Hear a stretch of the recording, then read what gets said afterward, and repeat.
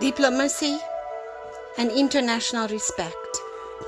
Authored and read by Maya Sanat Lemkis, January 20th, 2024. Episode 11 of the show Spacesuit Made of Flesh. An academic Voicecast publication of the Institute of Universal Human Rights, Hawaii. What is diplomacy? Diplomats are authorized and highly trained communication mediators in sensitive international and domestic affairs between individuals, organizations, and government. Literally, everyone involved in public life, in a state level, federal, or international arena, will need to be skilled at strategic communication styles. Diplomats are professional relationship specialists, using skills as advisors of political decision makers, writers, and strategy creators of treaties, negotiators, and alliance builders. In a nutshell, they face interhuman diversities, and they are in the front lines to negotiate and mediate potential misunderstandings, troubleshoot, remedy unfavorable conditions. Diplomacy is firmly required to respect a diverse set of values and often categorically different from what the diplomat holds true for themselves. As the public face of international relationships, a prominent level of self-examination and self-control are vital qualities. Ethics and etiquettes of diplomatic protocols are taught and need learning to help bridge communication between radically diverse cultures and produce mutually beneficial results between nations and on all levels of government. These high-level communication skills need time and relevant long-term exposure to acquire them. Nobody is born with them. The attitude of open-mindedness and actualized diplomatic skills are not enough to combine collectivist and individualist cultures. The truth is that one without the other is catastrophically dysfunctional. In a healthy society, everybody is using both philosophies, placing themselves on a scale between the extremes in a healthy zone. The more individuals you want to be, the more you need to seek unusual opportunities, but there is no need to do that at the expense of communitarianism. How can you stand out if there is no one around you who doesn't? How can you lead if none is following? Pay your taxes, don't commit a crime, and everyone will leave you alone.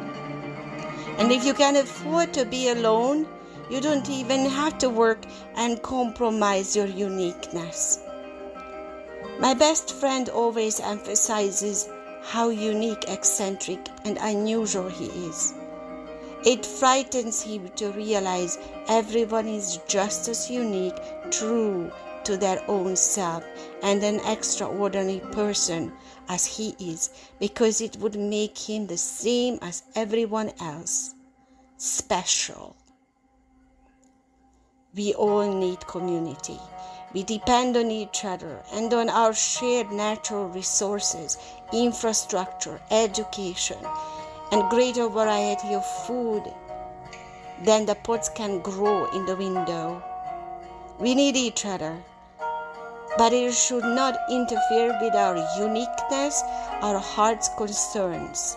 Martin Luther King was courageous in fighting for his own individual equal rights. Only we all do that in our own ways. but he was unique for doing that for the masses. He led his aching community.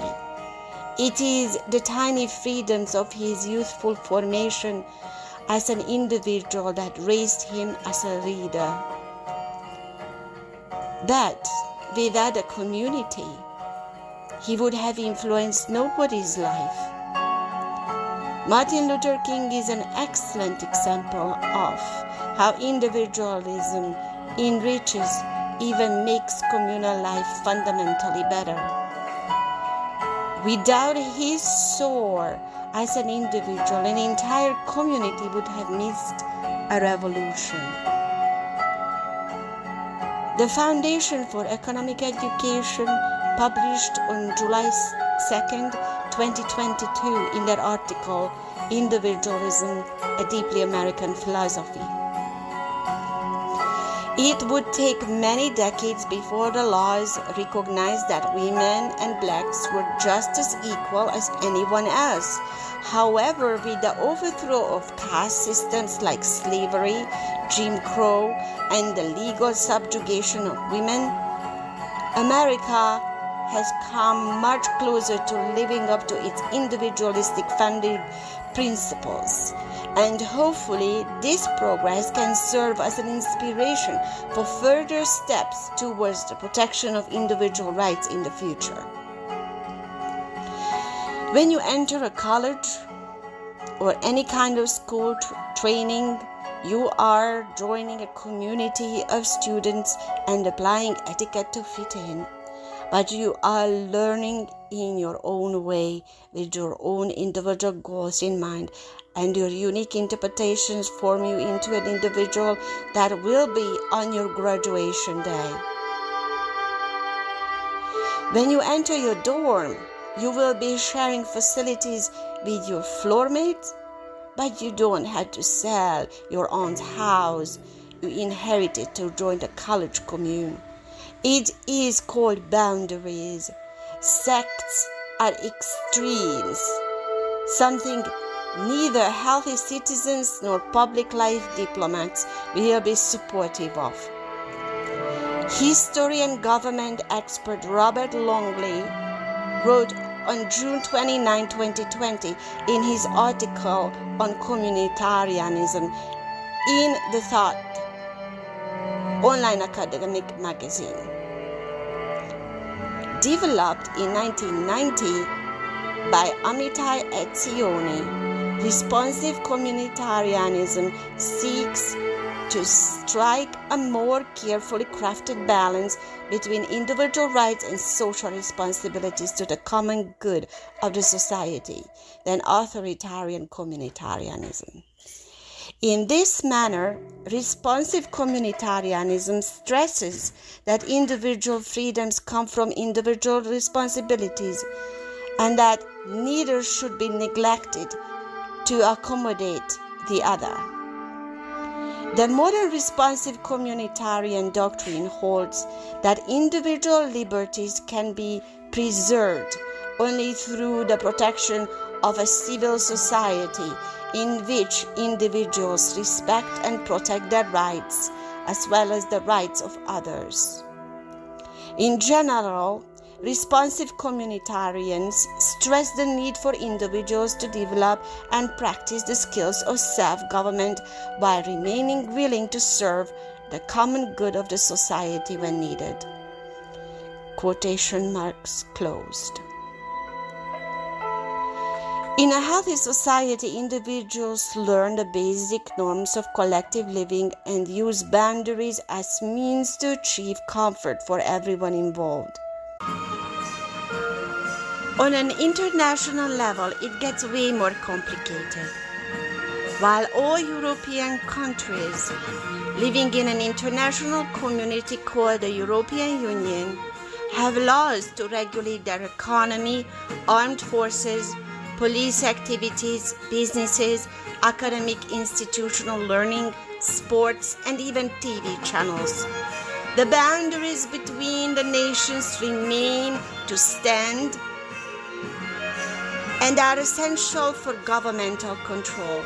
Such control is there to protect and represent the locals' lifestyle, economy, safe living.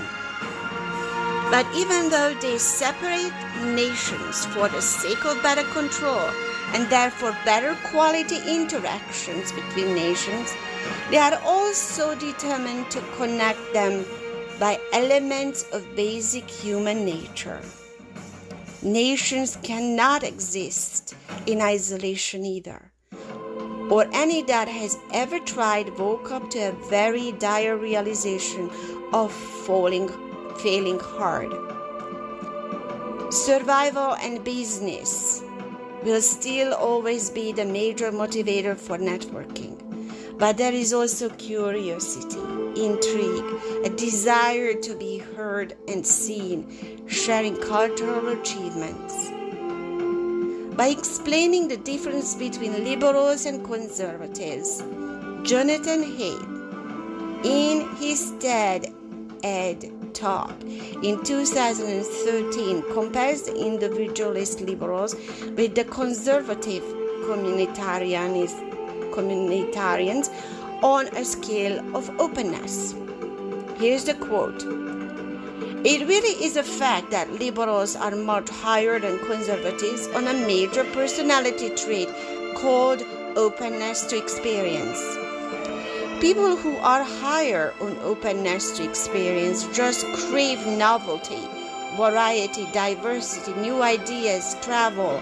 People who are lower just like things that are familiar, safe, and dependable.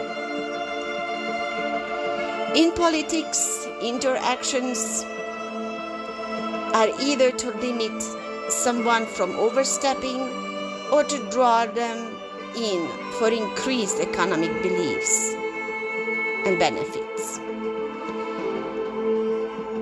The American society is incredible because it sort of follows the rule of agreeing to disagree, or more aptly put, it has been established to build communities of individualists. Diplomats are authorized negotiators to mitigate international disagreements and avoid conflict. Therefore, they build a commune of individualists on an international level. Negotiations between members of society is an ongoing cultural activity, for there is a customized need for community and a customized need for individualism to make it all work together. Communities are not produced in cookie factory assembly lines. Communities are custom made, and that is their superpower. Aloha, and thank you for listening to the Spacesuit Made of Flesh Human Rights Promoting Voicecast from Hawaii. Authored by and read by Maya Sinet Lemkis. Aloha.